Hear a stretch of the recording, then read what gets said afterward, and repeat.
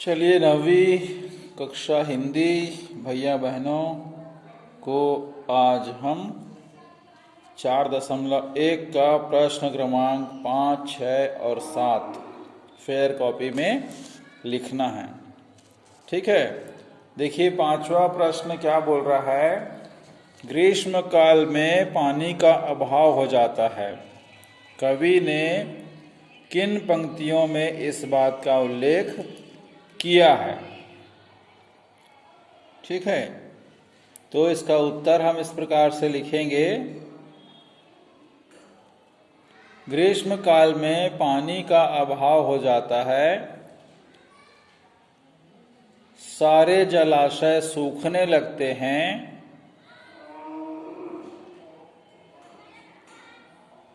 पूर्ण विराम, जल स्तर बहुत नीचे चला जाता है।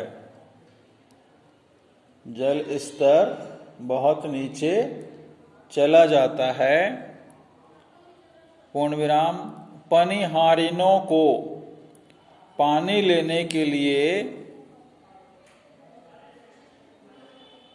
दूर दूर तक भटकना पड़ता है। दूर दूर के बीच में योजक चिन्ह होगा। ठीक है, दूर दूर तक भटकना पड़ता है। पूर्ण विराम, पानी की समस्या बहुत विकराल। पानी की समस्या बहुत विकराल और भयावह हो जाती है। ठीक है, पूर्ण विराम। तो इस प्रकार से कवि ने बताने का प्रयास किया है कि गर्मी के दिनों में पानी का अभाव होने से कितनी तकलीफों का सामना करना पड़ता है। ठीक है, तो ये आपका प्रश्न 5वां पूर्ण होता है। अब अगला प्रश्न देखिएगा, 6वां क्या बोल रहा है। पलपला और भोमरा, भोमरा शब्द में के अर्थ में क्या अंतर है। पलपला और भोमरा महत्वपूर्ण प्रश्न है, ध्यान रखिएगा। पलपला सिंगल इन्वर्टेड कॉमा में करेंगे का तात्पर्य नदी कॉमा पोखर से है।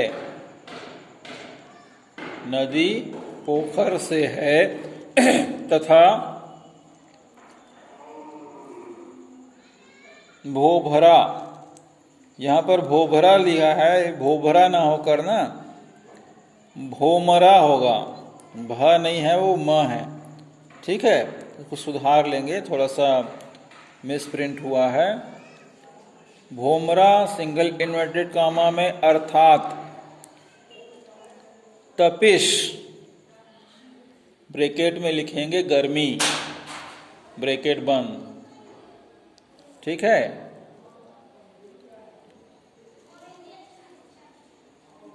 को हर लिया है, अर्थात इसका समापन हो गया है।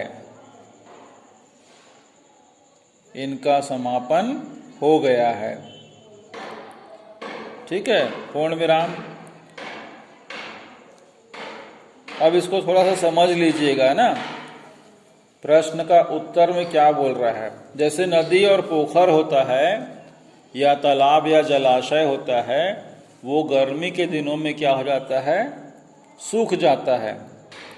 तो वह पोखर और नदी जब सूख जाती है तो ऐसा लगता है मानो नदी या पोखर या तालाब समाप्त हो गए हैं, उनका समापन हो गया है, इतनी तेज गर्मी होती है। ठीक है, पानी का जल स्तर नीचे गिर जाता है, बड़ी से बड़ी नदियाँ तालाब सूख जाती हैं। ठीक है, तो कवि अपनी भावनाओं को व्यक्त कर रहा है कि गर्मियों में किस किस प्रकार की तकलीफ़ें आती हैं या होती हैं। ठीक है, अब देखिए 7वां प्रश्न क्या बोल रहा है। हर हर के दिन आगे, हर हर के दिन आगे। कुछ पंक्तियों में ये लाइन है, तो उस लाइन के बारे में प्रश्न पूछ रहा है।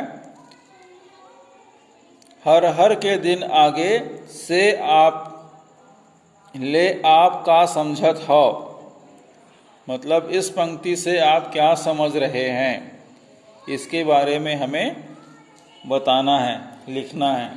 ठीक है, तो इसका उत्तर हम इस प्रकार से लिखेंगे। भगवान शिव को हर हर, बीच में योजक चिन्ह होगा, हर हर बोलकर रिझाने या प्रसन्न करने के लिए, रिझाने या प्रसन्न करने के दिन आ गए हैं। पूर्ण विराम, हर हर सिंगल इन्वर्टेड कामा में करेंगे, बीच में योजक चिन्ह बनाएंगे। हर हर से तात्पर्य भूत भावन आशुतोष भगवान शंकर से है। पूर्ण विराम। ठीक है, ये आपका 7वां प्रश्न का उत्तर है। अब इसको समझ लीजिए।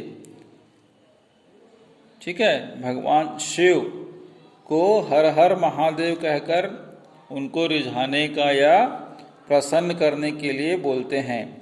तो जैसे ही कुछ गर्मी के बाद कुछ बौछारें पड़ती हैं, हल्का सा मानसून आता है, तो सबके मन में खुशी होती है कि चलो गर्मी से अब छुटकारा मिलेगा, बारिश आने वाली है।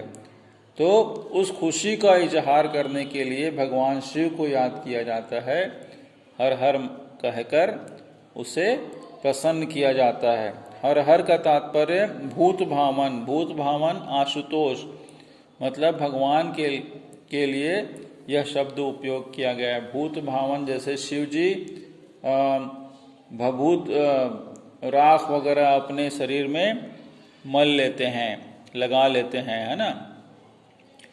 और शिव जी अपना भोलापन सभी पर दया करते हैं, तो इसलिए भगवान शिव को हर हर के माध्यम से कहा गया है, याद किया गया है। ठीक है, तो इस प्रश्न का उत्तर यहाँ पर कंप्लीट होता है आपका अध्याय 4.1। ठीक है, और आप लोगों के लिए एक छोटी सी सूचना है कि आने वाले कुछ दिनों में हम लोग व्याकरण पर ध्यान देंगे। ठीक है, व्याकरण के बारे में आपको बताया जाएगा। तो हो सके तो आप कम से कम 100 पेज की कॉपी अलग से, या कोई कॉपी जिसमें बहुत सारे पन्ने बचे हों, उसको भी आप व्याकरण कॉपी करके बना सकते हैं। ठीक है, व्याकरण में भी आपको कुछ लिखना है, कुछ जानकारी आपको देनी है। ठीक है, आने वाले कुछ दिनों में आप कॉपी अलग से भी बना सकते हैं। और अगला अध्याय जो है 4.2 लोक कथाएं दी हुई हैं, उसमें 2 लोक कथाएं दी हुई हैं, उसको आपको पढ़ना है, शब्दार्थों को लिखना है, हो सके तो कुछ शब्दार्थों को याद करना है।